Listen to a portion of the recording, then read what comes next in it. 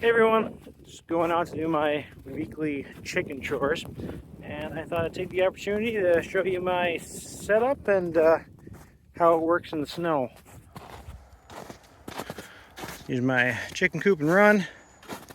Got some plastic on it for winter. As you can see, it's snowing. Start with the run.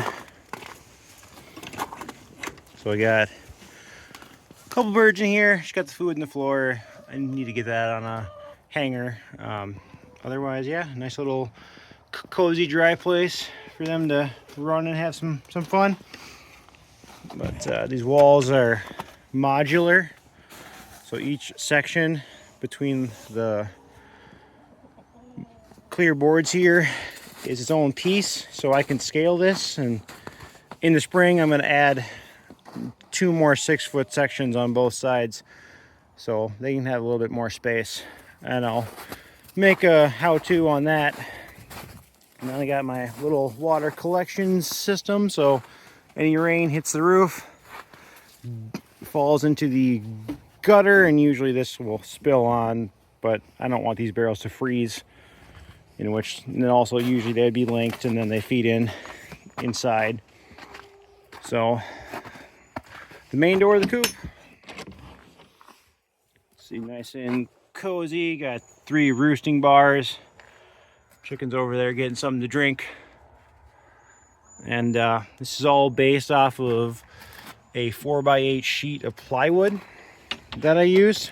I actually built this in my garage at my suburban home back before I moved. So you have a 4x8 sheet for each wall, and then the sides are half of a sheet, so a 4x4.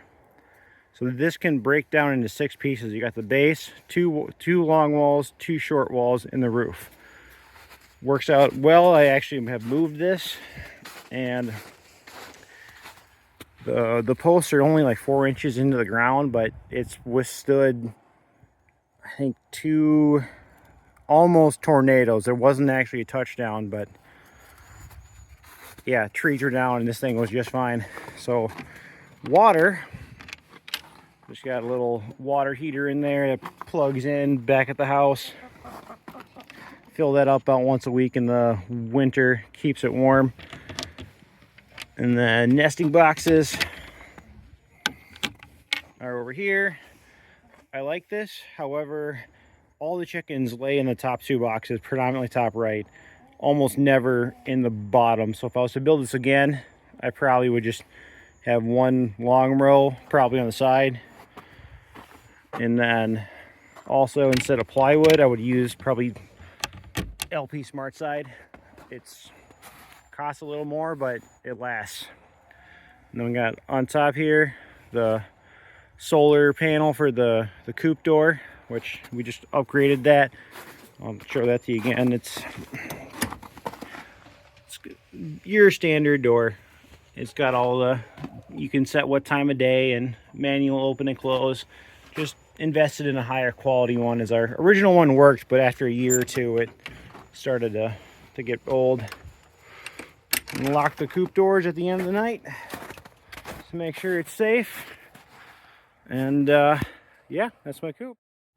Just got done refilling their water and their food in the coop back there. And then it's actually my second coop.